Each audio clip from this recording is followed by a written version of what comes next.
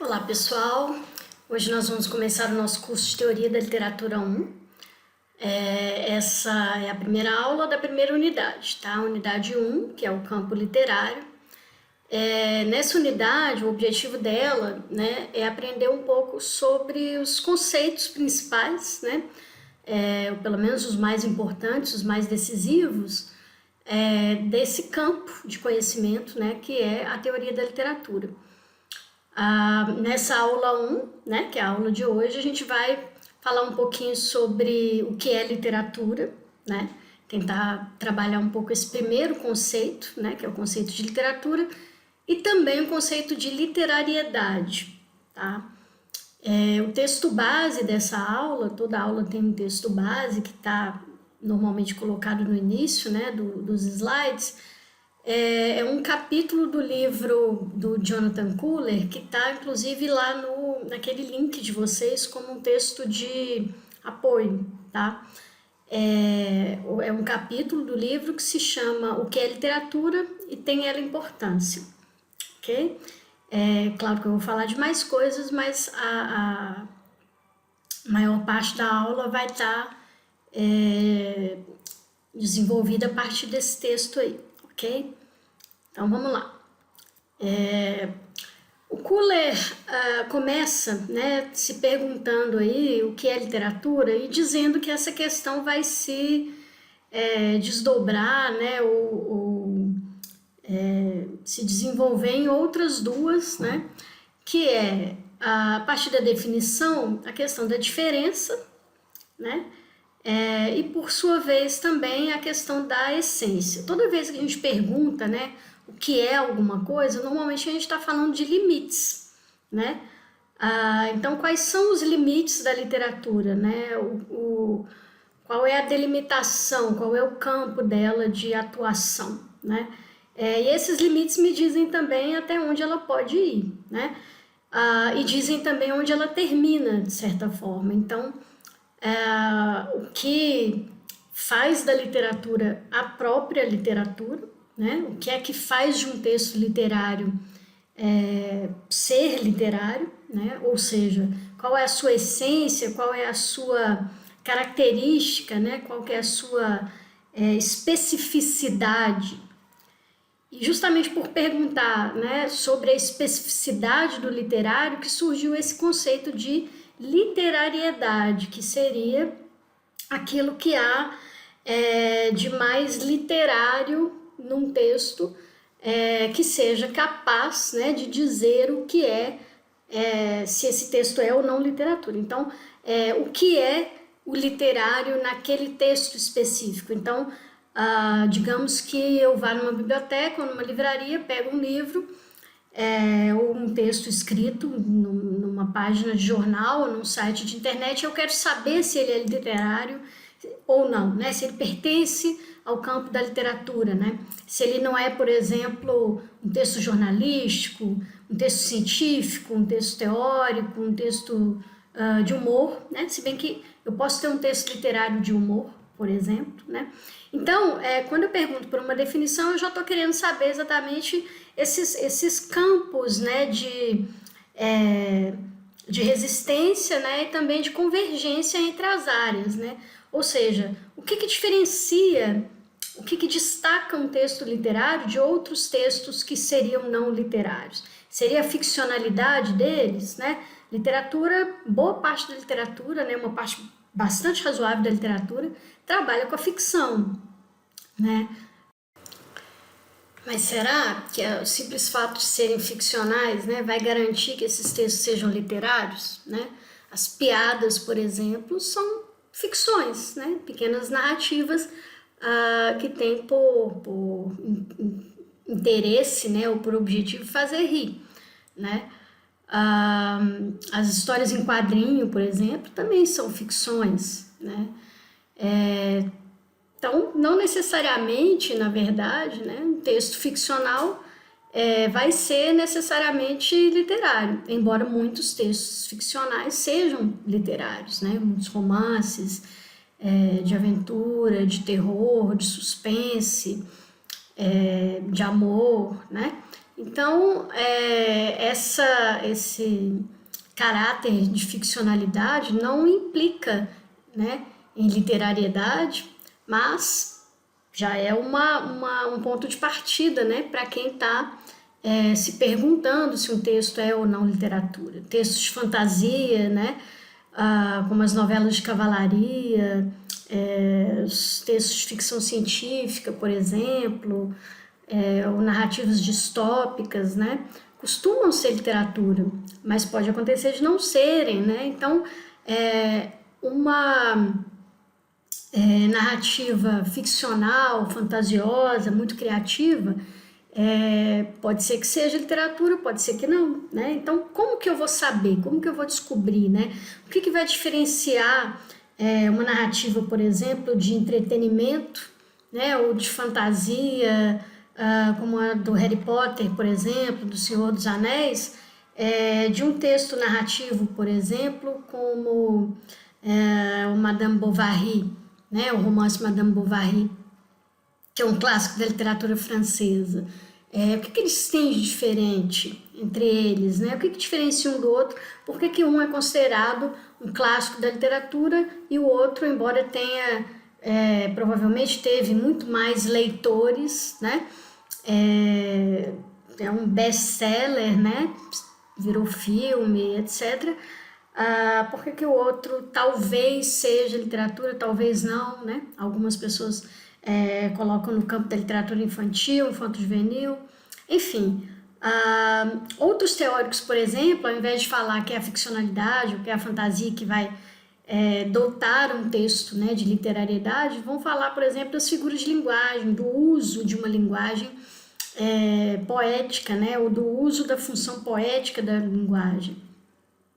Essa função poética é um conceito do Jacobson, né? A gente vai falar dele mais para frente, mas será que só de eu usar, né, a linguagem de uma maneira mais poética, mais metafórica, né? Será que o simples uso de figuras de linguagem vai me dar um texto literário, né? Se um texto qualquer usar metáforas, usar metonímias, usar hipérboles, paradoxos, será que ele é literário?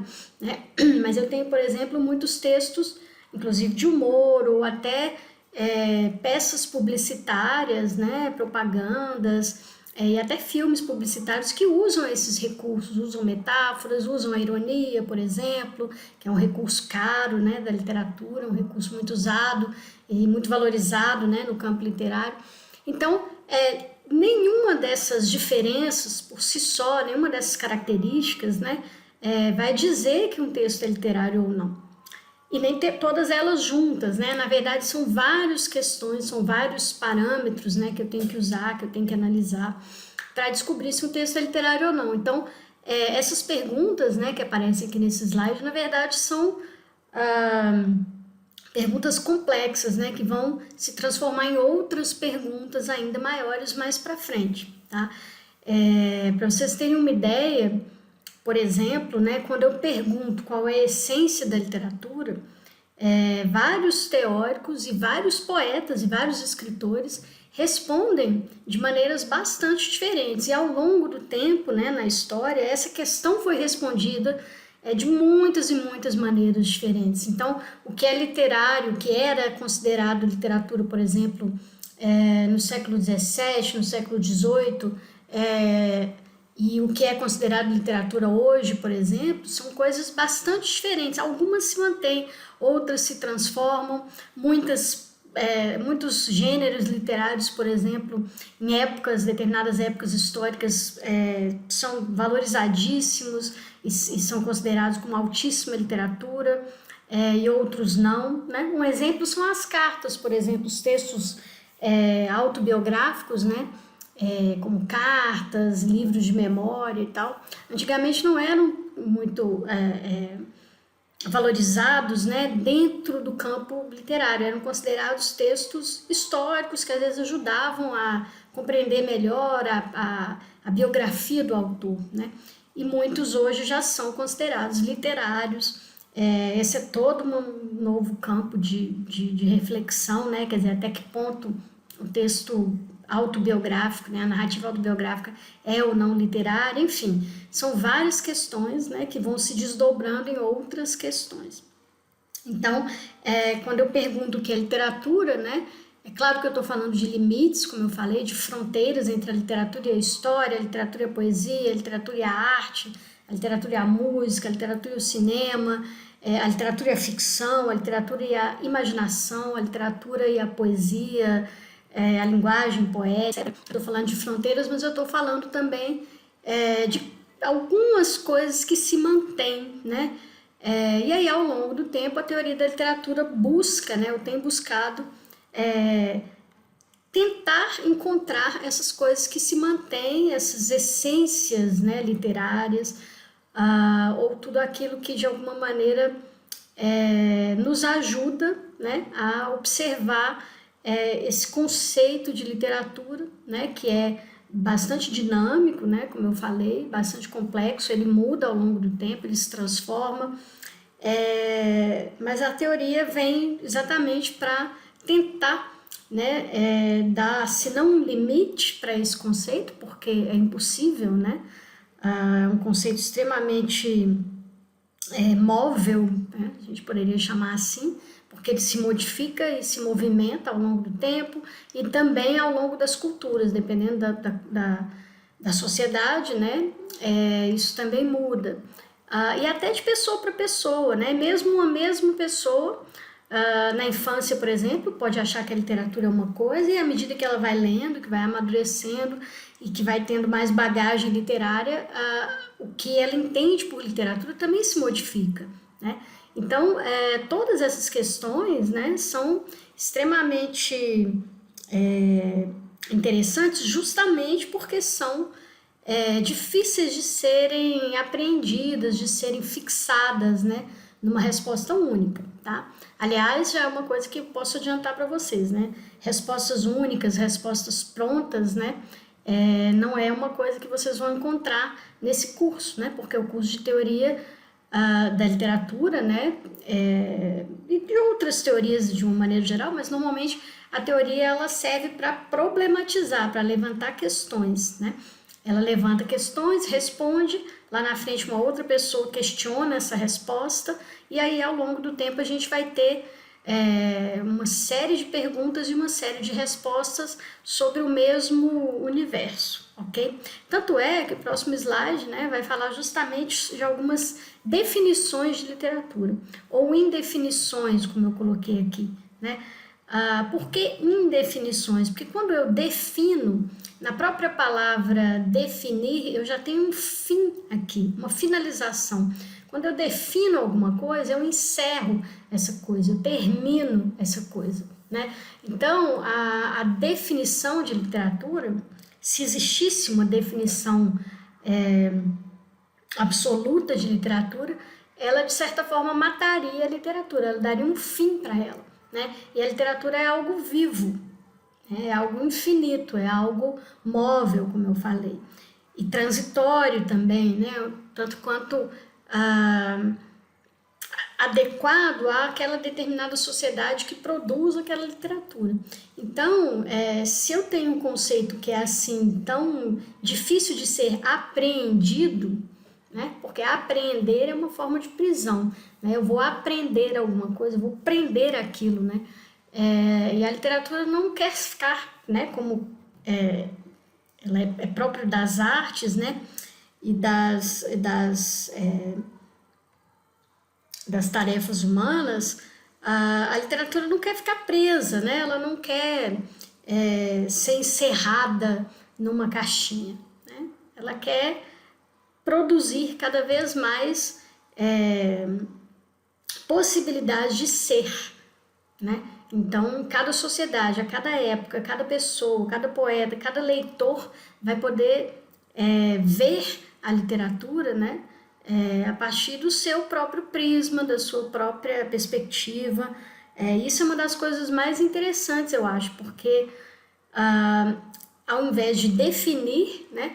É claro que o esforço de definir é interessante, porque eu consigo visualizar esse objeto, mas essa definição à medida que ela vai se multiplicando em milhares, né, de outras definições, ou milhares de possíveis definições, né, na verdade, o que eu tenho é um objeto cada vez mais vivo, cada vez mais capaz, né, de nos dar, de produzir experiências interessantes, ok?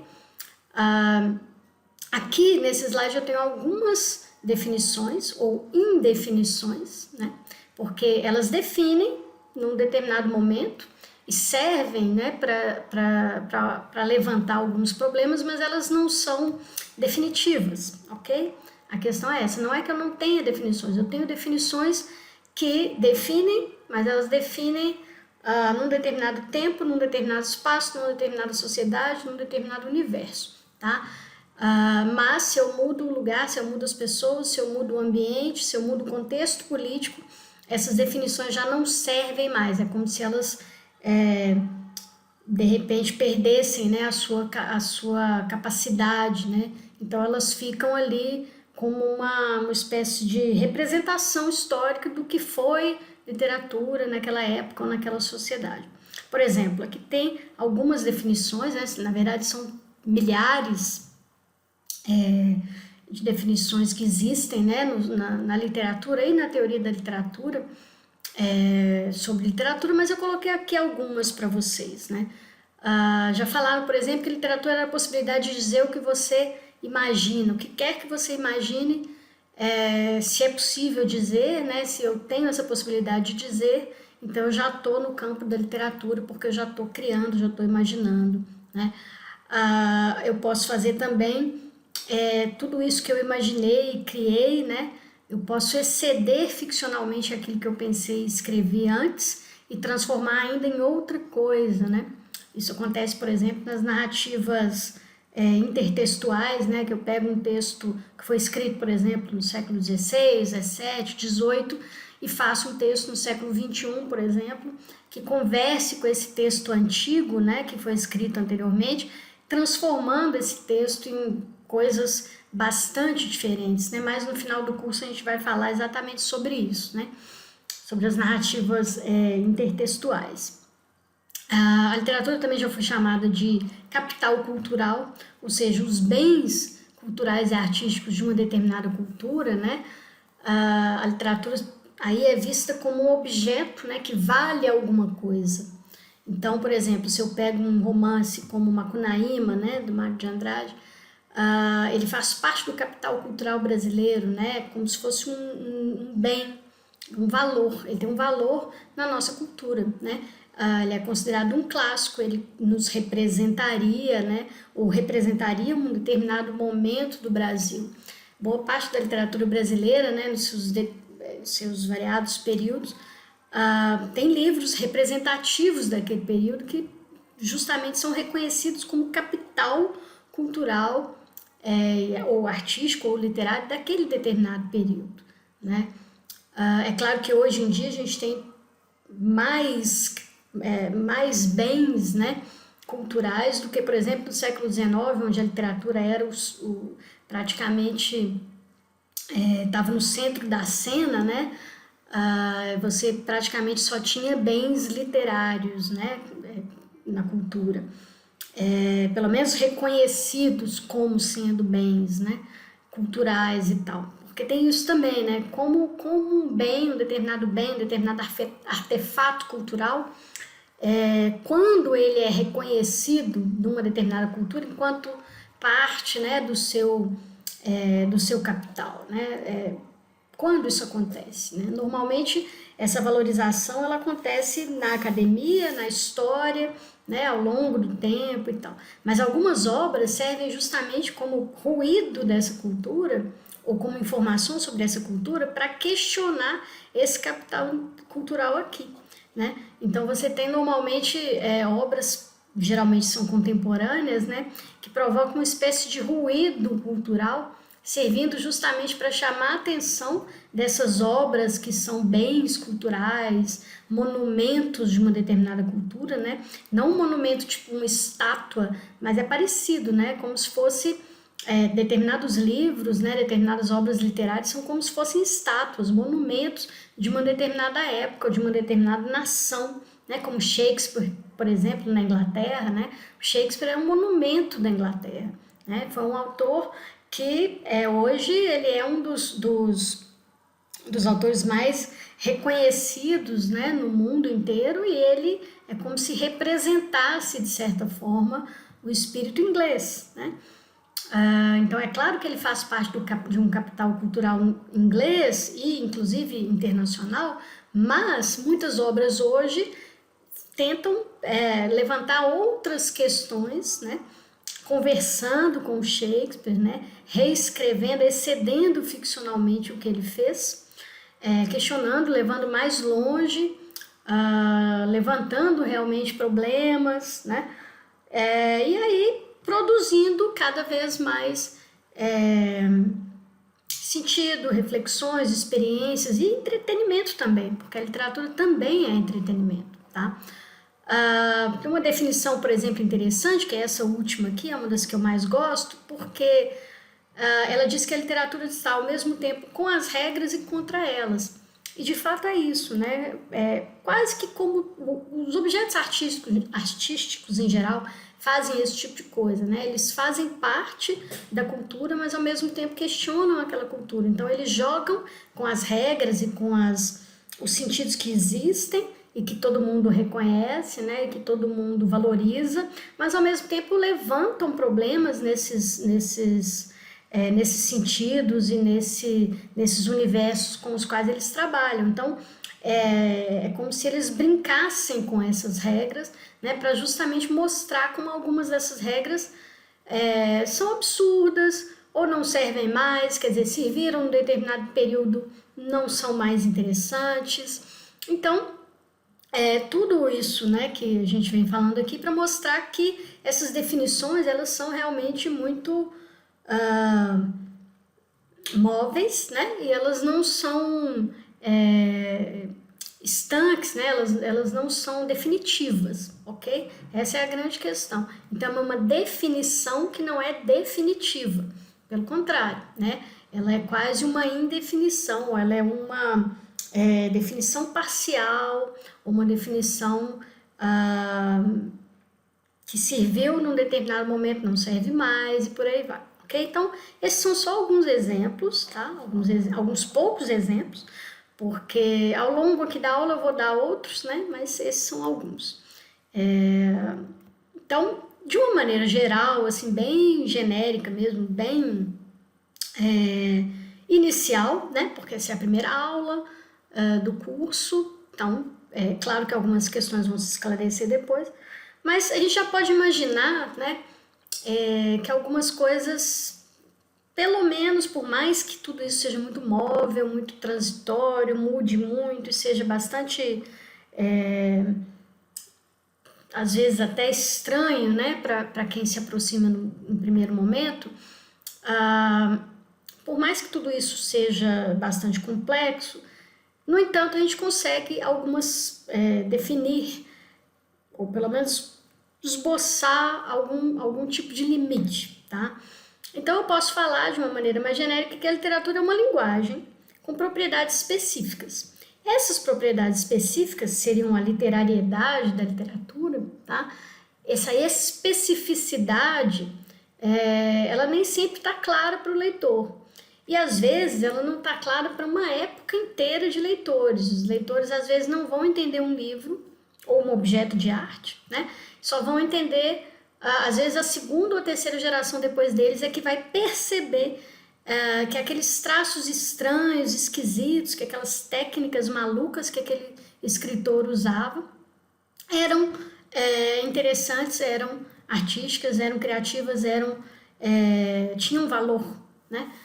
Um bom exemplo, por exemplo, é o Van Gogh, né, que não foi reconhecido na época dele, não vendeu nenhum quadro, né? Esse é um exemplo clássico disso aí, ok? Então, falar de uma maneira bem inicial, né? A literatura é uma linguagem com propriedades e traços específicos, né? Características específicas, que nem sempre estão claros para o leitor, nem sempre estão claros para um conjunto de leitores, mas ao longo do tempo essas características, esses traços vão sendo lidos por gerações de leitores, de teóricos, né? E de certa forma a gente vai coletivamente falando, criando um certo tipo de atenção para determinadas características, e aí essa atenção se concentra em determinadas coisas, determinados traços, determinadas especificidades da literatura, e aí ao longo do tempo uma determinada sociedade, numa determinada época, cria convenções daquilo que a gente poderia chamar de literário. Então, eu vou explicar isso um pouquinho mais para frente, mas basicamente uma convenção é uma regra acordada, né, ou concordada, várias pessoas concordam com ela, né? Então, ao longo do tempo, por exemplo, várias convenções sobre a literatura foram sendo definidas, tá? E como eu falei, em cada sociedade, cada época, né, uma determinada atenção é dada a um determinado conjunto de coisas que dizem se aquele texto é ou não literário. Tá? Eu vou dar alguns exemplos, daqui a pouco vocês vão entender, né? Mas cada sociedade, em cada período de tempo, né? Às vezes até sociedades muito grandes, né? Internacionalmente falando, né? Convencionam que uma determinada característica é literária, né?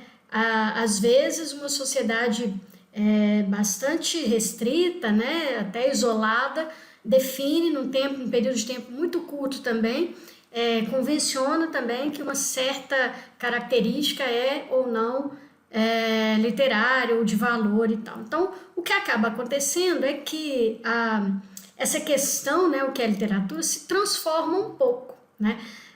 Porque se cada sociedade, em cada época, né, se a literatura é um produto, ou seja, ela é o resultado de uma série de regras, de uma série de definições que várias pessoas concordam, né, com essas definições, em um determinado tempo, num determinado espaço, se convenciona que determinada coisa é literatura, vamos supor, poesia é literatura para aquela sociedade X, né? Então se convenciona isso, né? Aquilo vira uma regra, vira uma convenção. Se é assim, né, cada sociedade tem uma determinada literatura e trata determinada coisa como literatura. Então eu desloco aqui a questão, né? Ao invés de eu ter uma pergunta, o que é literatura? A minha pergunta vai ser, o que faz com que uma sociedade trate alguma coisa como literatura? Alguma característica, algum tipo de texto específico, algum gênero específico, algum formato específico, por exemplo. Teve sociedades que valorizaram extremamente a poesia em detrimento do romance, por exemplo, da ficção, da prosa. Outras sociedades fizeram o contrário, né? Tem determinados períodos, por exemplo, que o teatro, né, a tragédia, a comédia, eram a literatura por excelência, né? E a poesia lírica, como a gente conhece, né, aquela onde a pessoa expressa as suas aflições, as suas emoções, as suas inquietudes, isso não era considerado literatura.